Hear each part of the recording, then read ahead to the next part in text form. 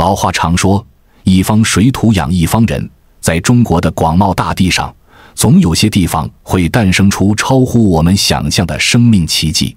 今天我们要去的地方就在江西省西北部一个名叫铜鼓的县城。这里的老人，很多人一辈子不怎么进医院，村里几乎没听说过癌症。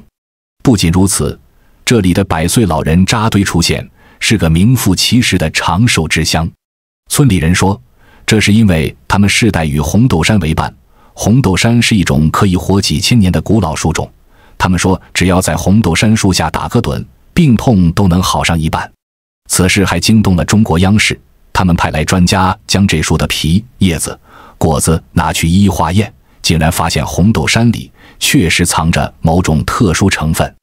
那么，当地长寿老人究竟和这种树有着怎样神奇的联系？难道这世上真的存在能让人远离癌症、健康长寿的神树吗？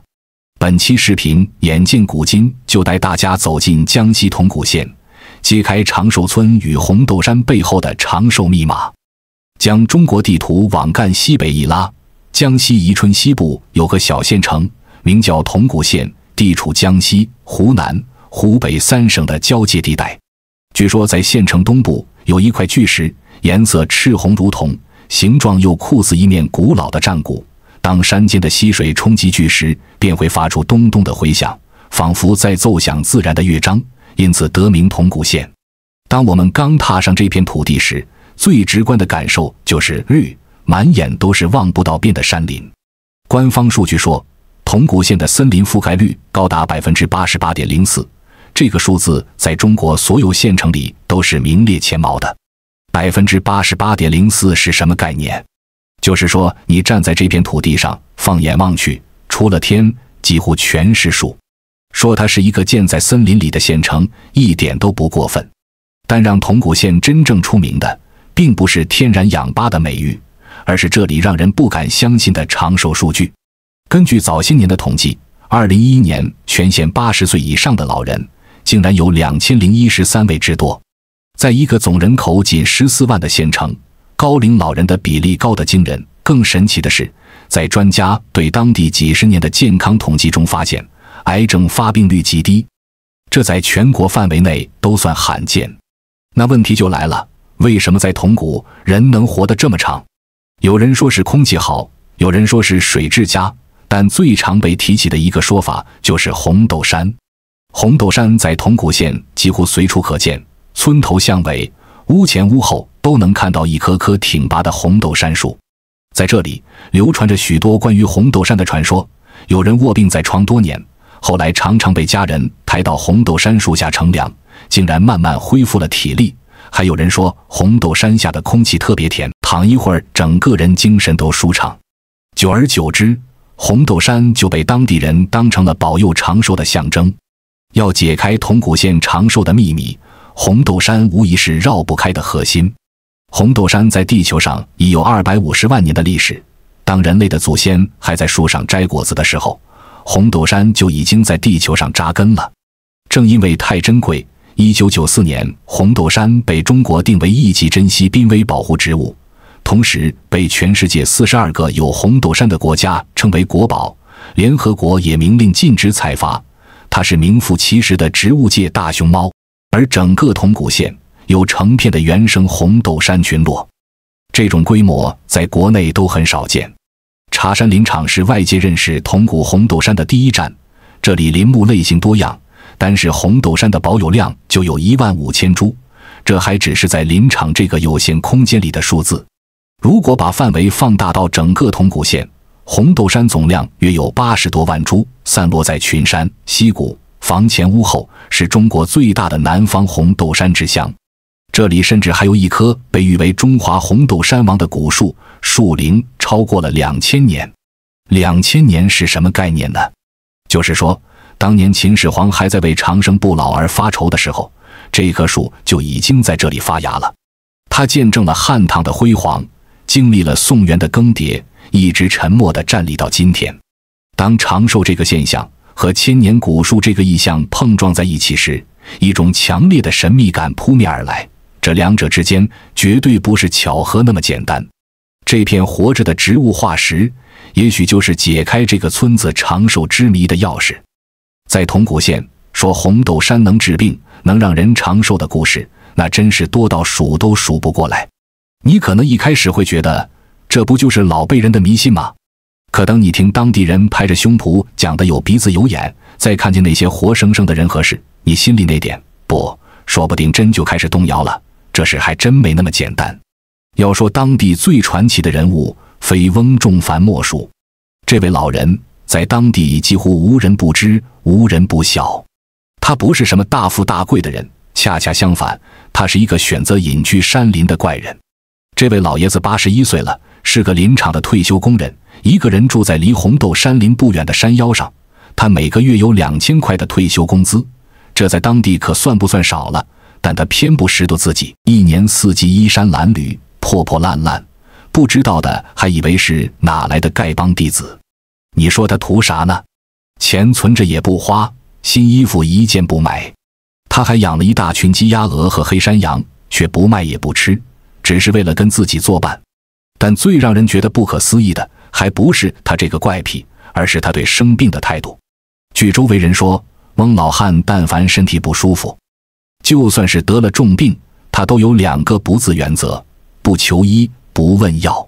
那他怎么办呢？他的药方就是他家附近的那片红豆山林。只要感觉自己病得厉害了，他就跑到红豆杉树底下，找个舒服的位置趴下就睡觉了。这事听着玄乎，但效果却出奇的好。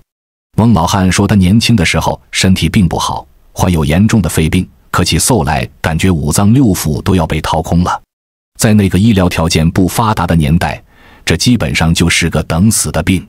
心灰意冷的他做出了一个惊人的决定，不治了，搬到深山里，守着那片红豆山林，每天到红豆杉树下躺2个小时，连续躺了半个月，肺病居然真的好了，一粒药都没有吃过。更神奇的是，翁老汉睡觉的姿势也很特别，并非仰面朝天，而是侧过身，面朝红豆杉的树干，整个身体蜷缩成一个奇特的弓形。翁老汉为人劳累疲倦时，用这种姿势躺下，后背能紧贴大地，这叫接地气。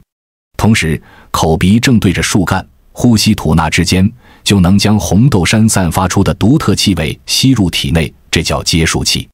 接地气加上接树气，双管齐下，病就能好。不只是翁仲凡，当地很多老人都有类似的经历。81岁的周水清住的离红豆杉特别近，虽然他在县城里有比较舒适的房子，但死活不肯搬走，就愿意守着这些古树。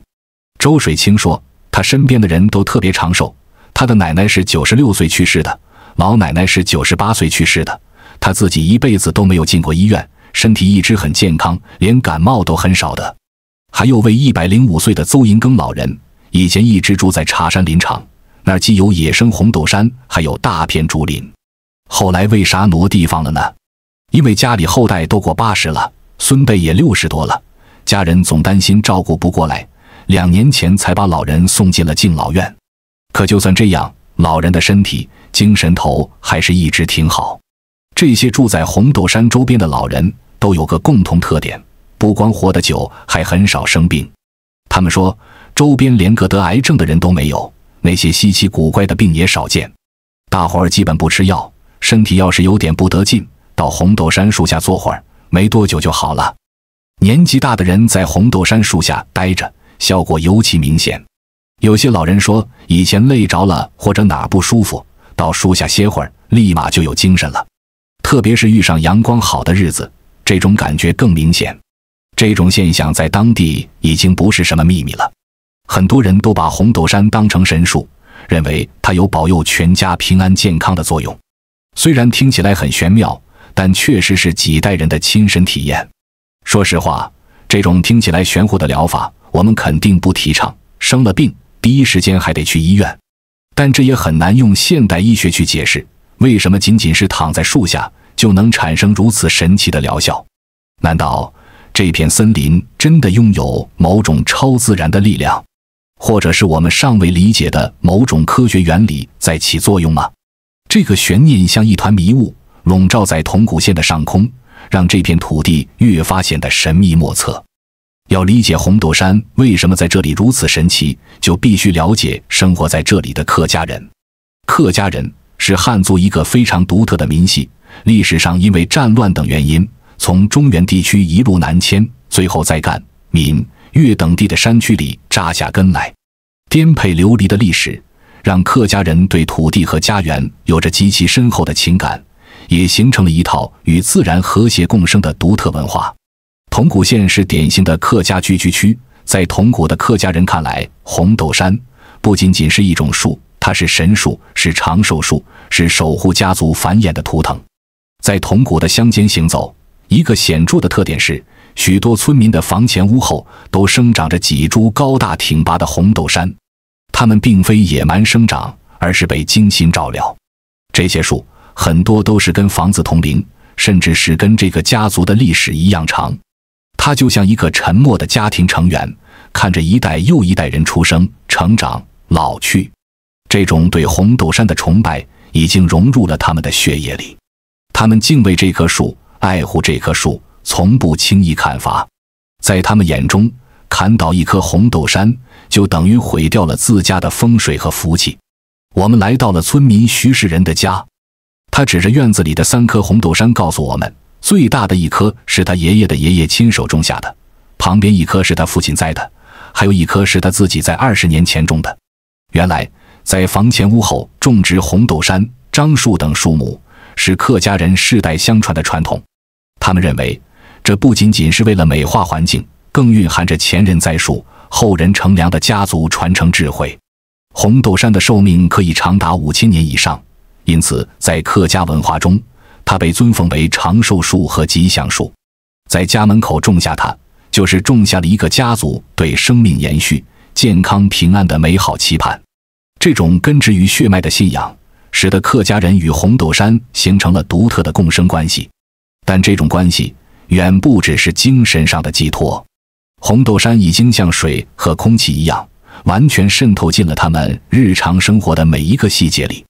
在过去，当地人的生活用品都是用红豆杉制作的，比如吃饭的桌子、喝茶的椅子，甚至家里的床。他们认为睡在红豆杉做的床上能安神助眠，用红豆杉做的桌子吃饭，饭菜都更香。更绝的是，他们还用红豆沙木来做厨房用具，比如切菜的砧板、吃饭的碗筷。要知道，木材在潮湿的厨房环境里很容易发霉，滋生细菌。但神奇的是，红豆沙木做的砧板和碗筷却经久耐用，不易开裂，也从不发霉。当地人说，用红豆杉的筷子吃饭，连肠胃都会变好。他们和红豆杉更直接的联系体现在吃和用上。我们到访时，徐氏人家的红豆杉刚好结了果，他执意要摘下几颗鲜红的果实让我们品尝。这种果实吃起来非常甜，口感软糯，像樱桃一样。徐师傅说，他们小时候常当零食吃，除了果实，叶子也是宝贝。徐师傅79岁的母亲身体非常硬朗，至今还操持着许多家务。他有一个坚持多年的习惯，就是把红豆杉的嫩叶采摘下来，晒干后直接当茶叶泡水喝。我们尝了一口，茶水有股独特的油脂清香，味道微苦。此外，他还会用红豆杉的老叶子做成枕头，常年枕着睡觉。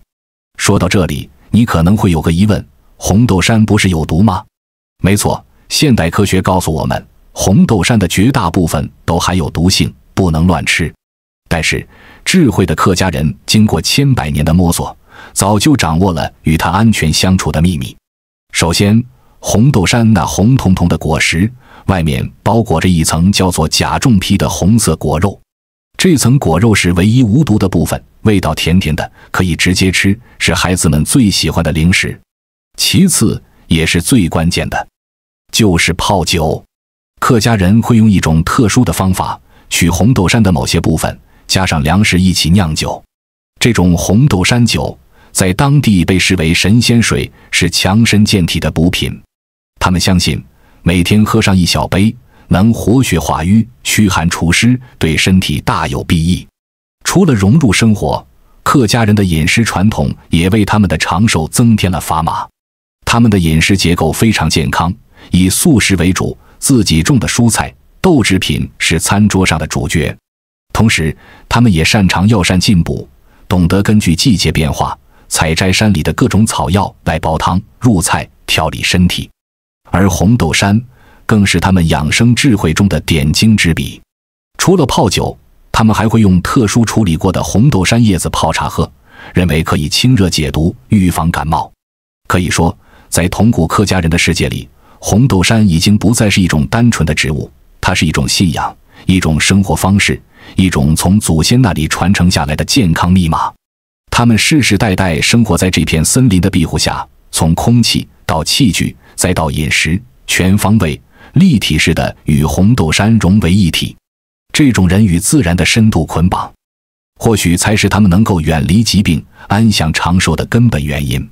好了，讲到这里，这故事似乎很动人，文化也很深厚。但你可能会说，这听着还是有点玄乎啊。这一切背后，到底有没有能摆上台面的，让所有人信服的科学依据呢？我们真的能测量出这片森林里的神奇吗？答案是能。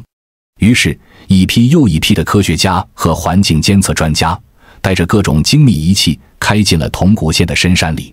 首先，专家们把监测目标对准了这里的空气。我们都知道，森林是地球的肺，能净化空气。铜鼓县 88.04% 的森林覆盖率，已经决定了这里的空气质量绝对差不了。但到底有多好呢？我们来看看专家们测试后的结果。专家们在县城和周边地区设置了多个空气监测点，结果出来，所有人都惊呆了。数据显示，铜鼓县空气中的负氧离子含量高得吓人。负氧离子是个啥？你可能听着有点专业，我给大家打个比方。比如，我们每次去到瀑布边、森林里或者下雨后，是不是感觉空气特别清新，呼吸特别舒畅？这就是因为这些地方的负氧离子含量很高，它能降尘，能杀菌，还能调节人的神经系统，促进新陈代谢，所以被称作空气维生素或者长寿素。那么，铜鼓的负氧离子含量有多高呢？对比一下就知道了。在我们居住的大城市里，市中心的负氧离子含量每立方厘米大概只有几十到几百个，而在铜鼓县城，这个数值是10000个左右。在一些当地风景区，比如大围山，能达到7万个。而在江西省会城市南昌，这个数值通常只有2-3千。也就是说，铜鼓的平均空气质量比省会城市要好上3到5倍。既然县城的负氧离子数量可以达到省会城市的5倍，那么红豆杉树下又会是怎样的数据呢？专家们拿着手持设备走进了翁仲凡老人守护的那片林子，仪器上的数字直接飙到了4000以上。这个数值意味着什么？负氧离子浓度超过2000，就相当于高端森林公园的水平。而铜鼓的红豆杉群落常年维持在4000以上，等于随时处在一个超强天然氧吧。难怪铜鼓县的老人们常说，这空气甜得很，这并不是夸张的形容，而是他们真实的生活体验。那为什么红豆杉群落的负氧离子含量会这么高呢？这就要说到红豆杉的超能力了。首先，作为一种古老的树种，它的光合作用效率非常高，能够释放出大量的氧气。其次，也是最牛的一点，红豆杉具有超强的净化功能。科学研究表明，红豆杉能够有效地吸收空气中的甲醛、苯、二氧化硫等各种有毒有害气体。它就像一个超级空气净化器，把周围的空气过滤得干干净净。现在我们再回头看翁老汉和那些躺在树下治病的传说，是不是感觉豁然开朗了？翁老汉的肺病很可能就是因为长年累月的呼吸这种高浓度负氧离子的洁净空气，肺部功能得到了极大的修复和改善。而那些皮肤病、高血压患者在纯净的环境里，身体的自愈能力被大大激发，新陈代谢加快，很多慢性病自然也就得到了缓解。原来那些看似迷信的传说背后，竟然隐藏着如此硬核的科学原理。但问题是，如果单单是空气好，负氧离子高，就足以打造出一个无癌区吗？这似乎还差了点说服力。会不会在这些古树的体内还藏着一种更直接、更硬核的秘密武器，能够主动出击，对抗人类最恐惧的疾病呢？于是，研究者把目光转向了红豆杉本身的成分。在医学界，红豆杉的名字绝对不陌生。它不仅是世界公认的濒危古老树种，更因为一种成分紫杉醇被写进了现代医学史。上世纪60年代，美国科学家在一种叫做太平洋紫杉树的树皮里首次发现并提取出一种神奇的物质。经过反复的实验，他们震惊地发现，这种物质对多种癌细胞，尤其是卵巢癌和乳腺癌有极高的抑制活性。这个发现在当时整个医学界都引起了地震。这种物质就是后来我们熟知的紫杉醇。紫杉醇的作用机理非常独特，它不像传统的化疗药物那样好细胞、坏细胞一起杀，它能精准地作用于癌细胞的骨架，也就是微管蛋白，阻止它们分裂和增殖，相当于直接冻住了癌细胞，让它们无法扩散，最终自然凋亡。因为它高效、低毒的特性，紫杉醇被誉为继顺铂之后20世纪最伟大的抗癌药物发现。因为效果太好，紫杉醇一度比黄金还要贵重，而它的唯一天然来源就是红豆杉。现在我们再把视线转回铜鼓县，这里的红豆杉正是紫杉醇含量非常高的一个亚种——南方红豆杉。谜底在这一刻终于彻底揭晓。铜鼓县村民们根本不知道什么是紫杉醇，但他们千百年来一直生活在一个被紫杉醇浸泡着的环境里。有人常年喝红豆杉茶，有人用红豆杉泡酒，有人用红豆杉木质餐具。虽然剂量远不及现代药物的提取浓度，但这种日积月累的接触很可能在他们体内起到了长期的防护作用。这也解释了一个谜：为什么铜鼓的癌症发病率远低于其他地方？这是一个多么惊人的巧合！现代医学花费了无数人力物力才找到的抗癌密码，竟然被这个小山村的居民们以一种最原始、最自然的方式应用了上千年。当然，把所有功劳都归于紫杉醇也有些片面。红豆杉的价值远不止于此。科学家们在它的叶子中还发现了大量的高效生物碱和黄酮类化合物。这些成分有什么用呢？